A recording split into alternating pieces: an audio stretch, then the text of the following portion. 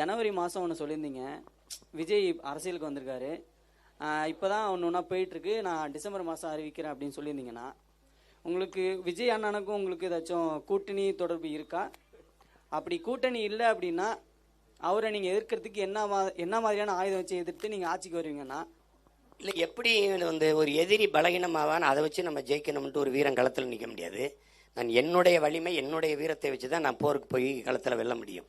அப்போ எங்களுடைய கோட்பாடு, எங்களுடைய கொள்கை முடிவு, எங்களுடைய நிலைப்பாடை வச்சு தான் நம்ம களத்தில் நிற்க முடியும். அவர் பலகீனப்படுவார், அவர் தோற்பார். அதனால எங்களுடைய கோட்பாடு எதிரி தோற்க வேண்டும் என்பது அல்ல, நாங்கள் ஜெயிக்க வேண்டும் என்பதுதான் எங்களுடைய கோட்பாடு. இப்போ அந்த அடிப்படையில் இப்போ யார் வந்தாலும் அவங்க என்ன தத்துவத்தை வைக்கிறாங்கன்னு பார்க்கணும், என்ன தத்துவத்தை வைக்கிறாங்கன்னு பார்க்கணும். இப்போ நீங்கள் வரும்போது ஒரு புதிய ஒரு கொடியை மாற்றிக்கொள்ளலை. கொடியை நீங்கள் அப்படியே அண்ணன் வச்சிருக்க கொடியை அப்படியே எடுத்துக்கிட்டீங்க. கோட்பாட்டை முதல்ல பிறப்பு ஒக்கும், அதை நான் வச்சிருக்கிறத நீங்கள் அப்படியே வச்சுக்கிட்டீங்க. சரி, அதிலலாம் ஒரு இதுவும் இல்லை, நீங்கள் வச்சுக்கிறீங்க. திருப்பி பெரியார் என் வழிகாட்டின்ட்டீங்க. அந்த இடத்துல 2 பேருக்கும் முரண் வந்துடுது. இந்த தத்துவத்தில் நீங்கள் பார்த்தீங்கன்னா பெரியார்கிட்ட இருந்து நம்ம எங்கே அடிப்படையில் முரண்படுறோம்னா, எடுத்த உடனேயே உலகம் போற்றி கொண்டாடுகிற ஒரு தாய்மொழியை, ஒரு தேசியனத்தின் மொழியை, ஆகச்சிறந்த இலக்கிய செழுமை கொண்ட ஒரு மொழியை, முதலாக தோன்றிய மொழி தமிழ், முதல் மாந்தன் தமிழன்று ஆய்வறிஞர்களாக நிறுவிய ஒரு இனத்தின் மொழியை அவர் சனியன்னு சொல்லிடுறாரு. இப்போ நீங்கள் எல்லாரும் தெளிவாய்க்கணும்ல இந்த கேள்வி மூலம். எடுத்த உடனே நீங்கள் என்ன பாருங்க, தமிழ் சனியன் அப்படின்னு எடுத்தோடனே சொல்லிடுறாரு. மதம் பரப்ப வந்த ஜோசப் பிஸ்கி தன் பெயரை வீரமா முனிவன் மாற்றிக்கிட்டு தமிழை ஆழ்ந்து கற்று தேம்பாவனின்னு ஒரு நூல் எழுதி கொடுத்துட்டு போறான். புரியுதா? அப்படிப்பட்ட ஒரு மொழியை இவர் எழுதுங்கள், என் கல்லறையில் நான் தமிழ் மாணவன் இங்கு உறங்குகிறேன் என்று ஜி போப்பு சொல்றான். அப்படிப்பட்ட ஒரு மொழியை சனியன்னு சொல்லிடுறோம்ல. காட்டு மிராண்டிகளின் பாசை, முட்டாள்களின் பாசை அப்படின்னு சொல்லிடுறாரு. அப்படின்னா என்ன சொல்றாரு, இந்த மொழியை பேசுகிறவன் இவன் காட்டு மிராண்டின்னு சொல்லிடுறாரு, இவன் முட்டாள்னு சொல்லிடுறவள. அடுத்து கேட்குறாரு, உன் தமிழ்ல என்ன இருக்குன்னு கேட்குறவள. இந்த கேள்வியில் என்ன வருதுன்னா, என் தமிழ்ல என்ன இருக்குன்னு கேட்டா, பல தேசிய மக்கள் கூடி வாழ்கிற இந்த நிலத்தில் கன்னடர் வாழ்கிறார், தெலுங்கர் வாழ்கிறார், குஜராத்தி வாழ்கிறார், பீகாரியர் வாழ்கிறார், மராட்டியர் வாழ்கிறார், மலையாளி வாழ்கிறார். எல்லாரும் வாழும்போது உன் தமிழில் என்ன இருக்குன்னா, அப்ப கன்னடத்துல எல்லாம் இருக்கா அப்படிங்கிற கேள்வி வருதா இல்லையா? வருது. அப்ப தெலுங்குல எல்லாம் இருக்கா, இந்தியில எல்லாம் இருக்கா அப்படின்னு வருது. இப்ப இத்தனை மொழிவெளி மக்கள் வாழ்கிற போது அந்த மக்களுக்கு முன்னாடி என் மொழியை தாழ்த்தி பேசினா எனக்கு எப்படி வலிக்கும்னு பார்க்கணும். இந்த தமிழ் சனின்னு சொன்னதோடு இல்லாம அதை விட்டு ஒழியுங்கள்னு சொல்லிடுறோம்ல. அதுக்கப்புறம் என்ன சொல்றாரு, தமிழோட ஆங்கிலம் கலந்து பேசு, தமிழையே ஆங்கிலத்தில் எழுது, வேலைக்காரி கூட இங்கிலீஷ்ல பேசு, இங்கிலீஷ படி அப்படிங்கிறப்பல. ஒரு இடத்துல அவர் சொல்றாரு, எனக்கு சமூக தொண்டு செய்ய வருகிற ஒருவனுக்கு மொழியபிமானம் கூடாது, தேசாபிமானம் கூடாது, இனாபிமானம் கூடாதுன்றப்பல. மொழி இல்லை, தேசம் இல்லை, இனம் இல்லை என்றால் சமூகம் எங்கிருந்து வரும்? அதுக்கு எதுக்கு தொண்டு செய்ய, எப்படி தொண்டு செய்வீங்க கேள்வி நமக்கு எழுது. மொழி அபிமானமே இல்லாத அவர் இங்கிலீஷை படிச்சுக்கிறார். அப்ப இங்கிலீஷ் அபிமானம் ஏன் வந்தது? தேசாபிமானமே இல்லைன்னு சொல்ற அவர் திராவிட நாடு கேட்கிறேங்கிறப்பல. அப்ப தேசாபிமானம் இல்லாத நீங்க திராவிட நாடு ஏன் கேட்டீங்க? இனாபிமானமே இல்லாத நீங்க எதுக்கு இவ்வளவு பண அபிமானம் வச்சு சேர்த்தீங்க? எவ்வளவு கேள்வி இருக்குது பாருங்க. இப்ப ஒவ்வொன்னா கேட்டுக்கொண்டே போகும்போது தமிழை, என் தாய்மொழியை ஒழிக்கணுங்கும் போத நமக்கு ஒரு எதிரி ஆயிடுறாங்க.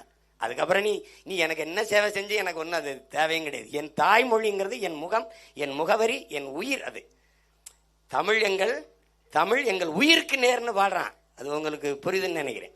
அந்த கோட்பாட்டில் நீங்க எதை ஏற்றீர்கள்? பெரியாருடைய மது ஒழிப்பா? ஒரு இடத்துல கல்லுக்கு எதிராக தென்னை மரத்தை வெட்டினார்னு வருது. தென்னை மரத்தை யாராவது வெட்டுவானா? அறிவு இருக்கிறாத வெட்டுவானா? ஏன் தோப்பில் கல் இறக்காத, அவ்வளவுதானே. 50-80 ஆண்டுகள் தென்னை மரத்தை வெட்டி சாய்ப்பானா? அங்கேயே பகுத்தறிவுங்கிறது அடிபட்டு போகுது. அடுத்த ஆண்டே கல்லுக்கடையை திறந்து பெரியார் வைத்தார் என்று கல்வெட்டு இருக்குது. அடுத்த ஆண்டே எது தென்னை மரத்தை வெட்டினாருன்னு சொன்ன ஆண்டே. அடுத்து கொஞ்ச நாள் கழிச்சு மது வேணாம்னு ஏன் சொல்ற? எதுக்கு மது விலக்கு கேட்குற? உலக நாடுகளில் எந்த நாட்டில் மது இல்லாமல் இருக்கு? மது வேணாம்னு சொல்றது, மது குடிக்க வேணாம்ங்கிறது, கட்டிய மனைவியோடு படுக்க வேணாம்னு சொல்றதுக்கு ஒப்பா இருக்கே அப்படின்னு பேசியிருக்காரு. இப்ப எந்த பெரியார் தந்தை பெரியாரா இருக்கிறது? RSS பிஜேபி எங்களை பாகிஸ்தானுக்கு போ, உனக்கு ஓ நாடு அதுன்னு தான் சொல்லுது. இவரு ஆப்கானிஸ்தானுக்கு போங்கிறாரு. அண்ணே சொல்லுங்கண்ணே, நான் போய் சேரன்னு சொல்லு நினைப்பாங்கண்ணே. அவன் பரவாயில்ல பொருக்கடா, ஆப்கானிஸ்தானுக்கு போ, துலுக்கப்பிலுக்கு இங்க என்ன வேலை, நீ எந்த நாட்டுக்காரன் அப்படின்னா எனக்கு முதல்ல நீ எந்த நாட்டுக்காரன், நீ யாரு முதல்ல, அது கேள்வி வருமா இல்லையா? இப்படியே கேட்டு வச்சிருக்காப்ல. இப்ப ஒரு கேள்வி பாருங்க, பிறந்த நாள் செய்தி பாருங்க, அண்ணஞ்சரம் பிறந்த நாள் செய்தி. பார்ப்பனர்கள்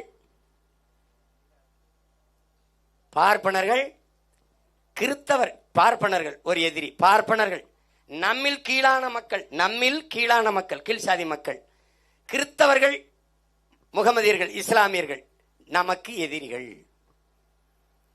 இப்ப இதுல எல்லாரும் நீங்க ஆழ்ந்து கவனிக்கணும்.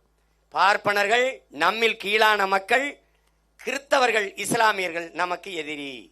இந்த நமக்கு இருக்குல்ல, இவனெல்லாம் எதிரி உனக்கு. இந்த நமக்கு எதிரி இருக்குல்ல, இந்த நமக்கு யாருக்கு, நமக்கு யார், இந்த நமக்குள்ள யார் இருக்கா அண்ணே தம்பி புரியுதா? நமக்குள்ள யார் இருக்காப்பா? நம்மில் கீழான சாதி. நம்மில் கீழானதுன்னா நீ யாரு? அப்போ ஒன்னில் கீழான சாதி எது? நீ எப்படி சாதிய விடுதலை பெற்று வந்தா, சமூக நீதியை காக்க வந்தா, எங்களுக்கு இது பேசணும். நம்மில் கீழான, ஒன்னில் கீழான சாதி இது எப்படி இருக்கு? அண்ணல் அம்பேத்கர் சொல்றாரு, நான் யாருக்கு அடிமை இல்லை, எனக்கும் யாரும் அடிமை இல்லை. இது கோட்பாடா? நம்மில் கீழான மக்கள்னா இது கோட்பாடா? சரி, பார்ப்பனன் எதிரி, நம்மில் கீழான மக்கள் யார் யாரு? அது கேள்வி. கிறிஸ்தவன், இஸ்லாமியன் எதிரி. யாருக்கு எதிரி? அந்த நமக்குள்ள யார் இருக்கா? அப்ப இந்த கேள்விக்கு பதில் இருக்கா அவனுக்கு? இப்ப இதுக்கு பதில் யார் சொல்லணும்? வழிகாட்டி, கொள்கை வழிகாட்டின்னு வந்தாருன்னா அவர் சொல்லணுமா இல்லையா அண்ணா? என்னன்னா சொல்லணும். இப்ப அதான முக்கியம். இப்ப நீங்க திராவிட இயக்கத்தில் இருக்கிற தலைவர்கள் எல்லாம் பாரு, கள்ளக்காதல்னு சொல்லக்கூடாதுன்றாங்க. காதல் என்னங்க? கள்ளக்காதல் நல்ல காதல், அது திருமணம் கடந்த உறவு அப்படிதான் சொல்லணுங்கிறாங்க. இந்த கோட்பாட்டுக்கு 1971 நினைக்கிறேன், 71 தானடா தம்பி, சேலம் மாநாட்டில் ஒரு 3வது தீர்மானமா போடுறாப்புல, கணவன் இருக்கும்போது மனைவிக்கு வேறொரு ஆண்மகனோட விருப்பம் ஏற்பட்டால் அந்த ஆண்மகனோட போய் இணைந்து அவர் உறவு வைத்துக் கொள்வதில், தொடர் வைத்துக் கொள்வதை குற்றமாக கருதக்கூடாது. சேர்ந்து வாழ்றத குற்றமாக கருதக்கூடாது. ஒரு முற்போக்காளன், ஒரு சீர்திருத்தவாதி பிடிக்கலைன்னா அவரோட இருந்து, ஏமா நீனும் வாழாம அவரையும் வாழாம மனமுறிவு பெற்று உனக்கு பிடித்தமான ஆன்மகனோட போய் வாழ்ந்துக்கங்கிறது, சட்டப்படி மனமுறிவை பெற்று வாழ்ந்துக்கங்கிறது சமூக சீர்திருத்தம், முற்போக்கு, மாறுதல். புருஷன் இருக்கும்போதே இன்னொருத்தனோட தொடர் வச்சுக்க, அதை குற்றமா கருதாதேன்னு பேசுறது எப்படிப்பட்ட சமூக சீர்திருத்தம், எப்படிப்பட்ட பெண்ணிய உரிமைங்கிறத நீ தான் பேசணும். புரியுதா? இப்படி கேள்வி கேட்டே போனேன்னு வச்சுக்க, இதுவே ஒரு 40 மணி நேரம் ஆகும். அதனால அது தனி கேள்வி. அதனால நீ என்ன தத்துவத்தை எடுத்து வச்சு வாராய்னா, நீங்க தமிழ் என்று பேசல, தமிழர் என்று பேசல, மொழி இனம் என்று நம்மை பிரிப்பார்கள்னு பேசுறாப்ல. சாதி, மதம், மொழி, இனம் என்று பிரிப்பார்கள் என்று அவர் மாநாட்டில் பேசுனது இருக்கு. முதல் மாநாட்டில் மொழி இனம் என்று பிரிப்பார்கள் அப்படிங்கிறத எப்படி ஏற்கிறீங்க? உலகம் எங்கும் மொழி வழிதான் அரசியல் நடக்குது. மொழி இன அடிப்படையில் தான் அரசியல் கட்டமைக்கப்படுது.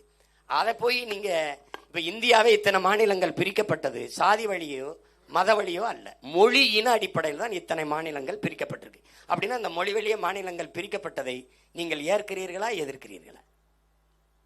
அப்படிதானே நீங்க பார்க்கணும். அப்ப நீங்க தமிழக வாழ்வுரிமை, தமிழக வெற்றி கழகம் அப்படின்னு கட்சி ஆரம்பிச்சிருக்க கூடாது.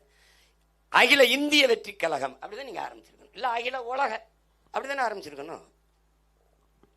உங்களுக்கு புரியுதா? அப்ப எந்த ஒரு அரசியலும் அந்தந்த தேசிய இனத்தின் மொழி, கலை, இலக்கியம், பண்பாடு, வழிபாடு, அவனுடைய நிலம், வளம், மக்களின் நலம், இந்த அடிப்படையில் கட்டி எழுப்பப்படலைன்னா அந்த அரசியல் அது சரியான அரசியல் அல்ல. அந்த அடிப்படையில் தான் அவர் கோட்பாடு வேறையாயிருச்சு, நம்ம கோட்பாடு வேறையாயிருச்சு. இப்ப அதை பத்தி பேசி நமக்கு பயன் இல்லை. கச்சத்தீவுல என்ன உங்க நிலைப்பாடு? காவிரி நதிநீர் உரிமையில என்ன நிலைப்பாடு?